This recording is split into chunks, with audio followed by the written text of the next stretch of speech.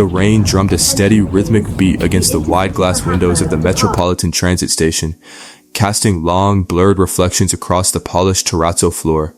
Thomas Vance sat quietly in the corner booth of the terminal caf, his worn leather jacket zipped to the chin to shield against the damp morning chill. At 62 years old, Thomas moved with a measured slowness, a physical testament to a lifetime of quiet service and a severe leg injury sustained decades earlier. His younger brother, a prominent local police captain named Arthur, had always viewed Thomas's quiet disposition as a sign of weakness, a sentiment eagerly inherited by Arthur's 24-year-old son, Julian, just 3 days ago.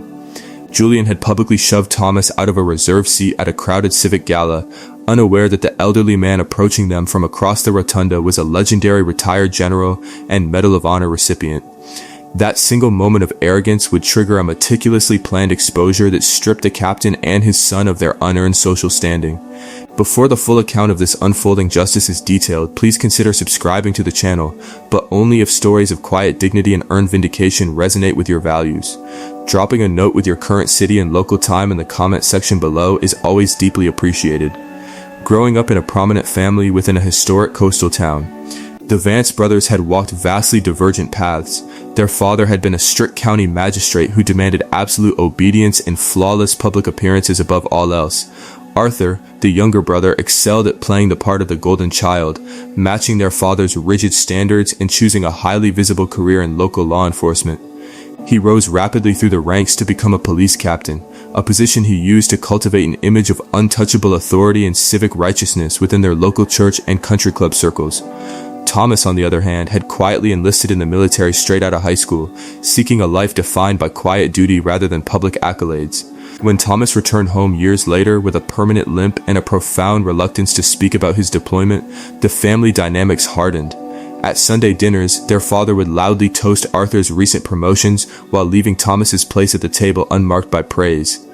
Arthur's son Julian grew up watching this unchecked favoritism, quickly learning that his uncle Thomas was an acceptable target for casual dismissals.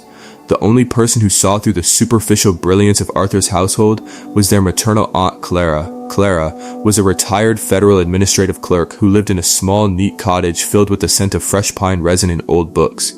She frequently reminded Thomas that true honor was never shouted from a podium, and she quietly kept a secure metal filing cabinet in her study that held documentation regarding the family's true history. The pattern of subtle mistreatment grew steadily over the passing years, shifting from emotional exclusion to overt disrespect. During the summer Julian turned 16, Arthur hosted a massive backyard celebration to commemorate his appointment to the police captaincy. Thomas arrived early to help set up the heavy iron folding tables, working under the hot sun until his injured leg throbbed with deep, burning pain. When the guests arrived, Arthur pointedly seated Thomas at a small plastic card table near the noisy air conditioning units, far away from the local politicians and dignitaries. 2 years later, at Julian's high school graduation ceremony, Julian openly mocked Thomas's deliberate, halting gait in front of a group of laughing peers. Arthur merely smiled, adjusting his crisp uniform tie and remarking that young men simply had a lot of energy. By the winter of 2022, the exclusion took on a financial dimension during the settling of their grandfather's minor estate. Arthur handled the paperwork through a private attorney friend, ensuring that Thomas was completely bypassed regarding the distribution of family heirlooms.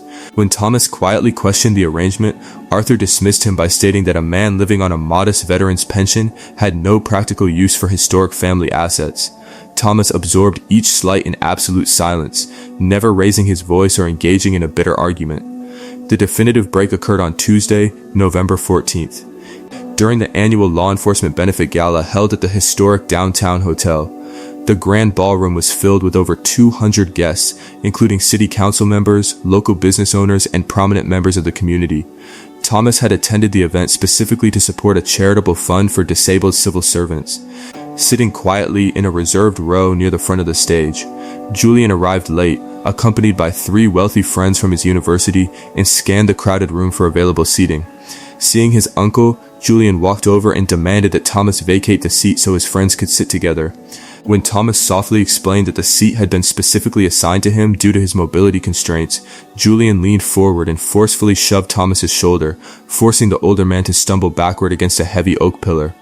Arthur stood less than 5 feet away watching the entire exchange while casually sipping a glass of champagne, completely refusing to intervene.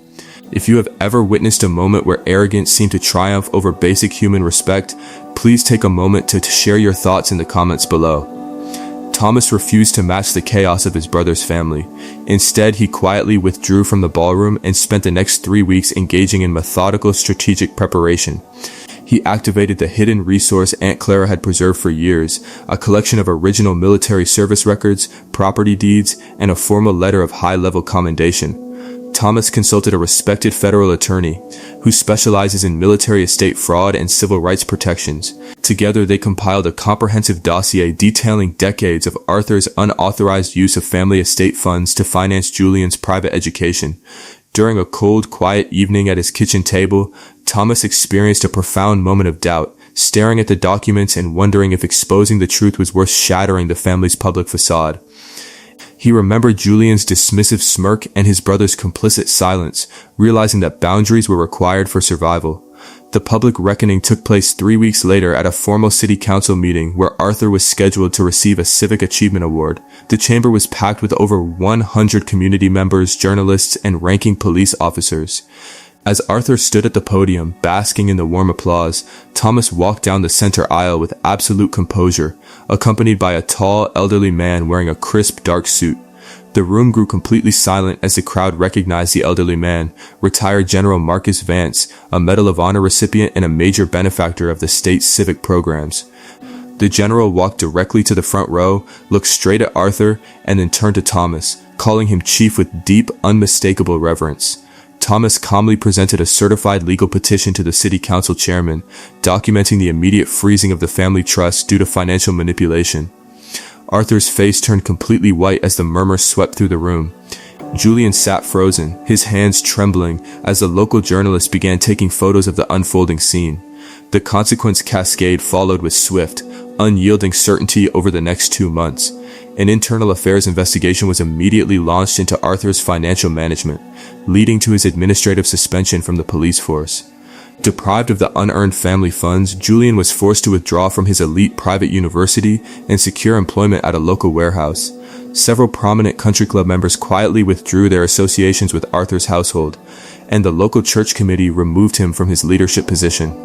Thomas remained entirely passive throughout the entire cascade, refusing to give public interviews or post updates on social media platforms.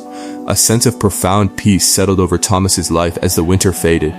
On a warm Sunday afternoon, a quiet gathering took place around the large wooden table in Aunt Clara's sunlit kitchen.